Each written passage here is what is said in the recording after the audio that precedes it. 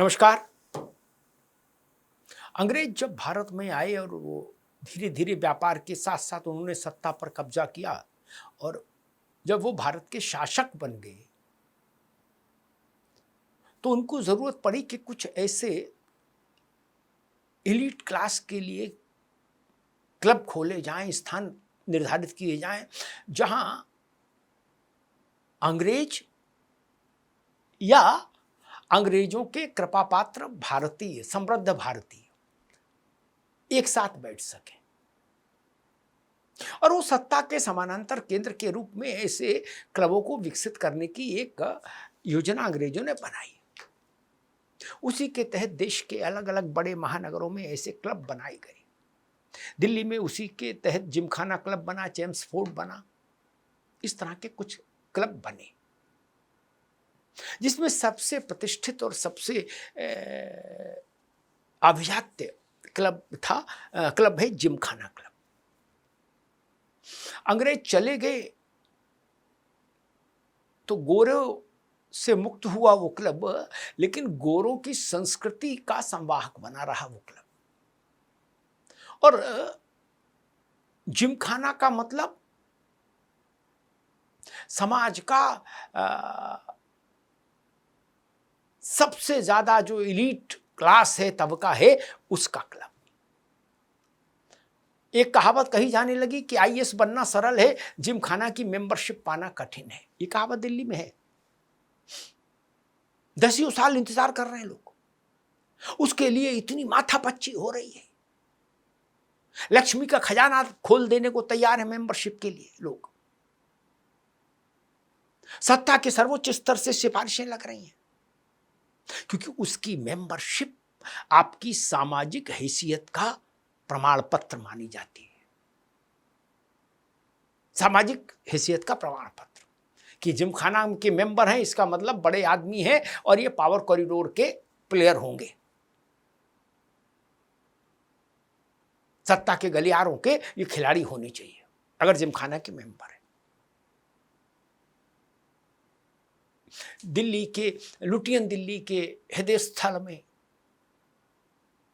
एकड़ों जमीन में फैला जिमखाना क्लब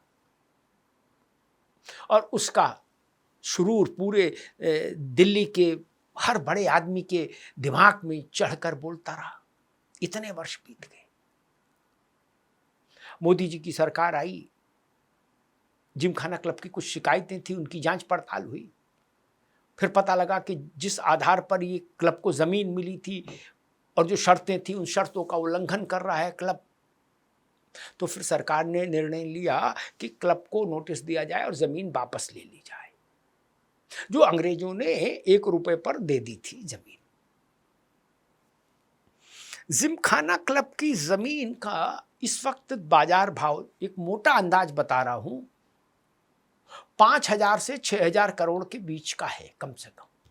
ये जमीन जिमखाना क्लब की 5,000 से 6,000 करोड़ की है न्यूनतम इस वक्त। केंद्र सरकार ने कहा है जमीन खाली करिए जून के दूसरे पखवाड़े तक। देश की सुरक्षा के लिए और प्रशासकीय शासकीय जरूरतों के लिए उस जमीन की जरूरत है। अब कुछ लोगों के पेट में दर्द शुरू हो गया। बोली जी, जिमखाना क्लब क्यों हटाया जा रहा है? जमीन की भूख इतनी क्यों पड़ गई सरकार की? लेकिन वो लोग कोई ये नहीं बता पा रहा कि जिमखाना क्लब इतनी महत्वपूर्ण जमीन पर बना रहे, इससे देश का क्या भला हो रहा है? भारत के 150 करोड़ लोगों को कोई जीवन स्तर ऊंचा उठ रहा है? नहीं। क्या जिमखाना क्लब भारत के प्रधानमंत्री का कार्यालय है, भारत के राष्ट्रपति का कार्यालय है, भारत के मुख्य न्यायाधीश का कार्यालय है, सुप्रीम कोर्ट है उसके अंदर, कि हम मान ले चलो ये संस्थान भारत का चेहरा है? नहीं ना। हजार बहुत महत्वपूर्ण लोग, बहुत एलीट क्लास के लोग, अरबों खरबों की संपत्ति के मालिक, भारी राजनीतिक रसूख वाले लोग वहां बैठकर महंगी शराब पीते हैं। इसके अलावा जिमखाना का योगदान क्या है? क्या है योगदान? कुछ भी नहीं ना। सिर्फ अल्ट्रा रिच, सुपर रिच लोगों का विलासिता का एक केंद्र है जो शक्ति केंद्र के रूप में मान्य है। वो जमीन क्यों रहे मुफ्त में, सरकारी जमीन इस काम के लिए? गरीब आदमी कहीं झुग्गी बना ले तो उसकी झुग्गी के उन्मूलन के लिए सरकारी विभाग उस पर चढ़ाई कर देते हैं, कहते खाली करो, ये सरकारी जमीन है, इसका अतिक्रमण नहीं हो सकता। कहीं स्कूल बन जाए और जमीन वैधानिक तौर पर स्कूल के नाम नहीं हो तो भी स्कूल ढा देंगे। लेकिन जिमखाना बड़े लोगों का मामला है, इसलिए वहां नोटिस नहीं दिया जाना चाहिए। क्यों नहीं दिया जाना चाहिए? लेकिन कुछ लोगों को बड़ा खराब लग रहा है, वो नहीं चाहते थे कि जिमखाना का जो अभिजात औरा है वो खंड खंड खंड हो, ध्वस्तीभूत हो। जिमखाना जैसे अभिजात्य क्लबों का भारत में कोई स्थान नहीं होना चाहिए। उनकी जगह अस्पताल बनवाइए, उनकी जगह यूनिवर्सिटी बनवाइए,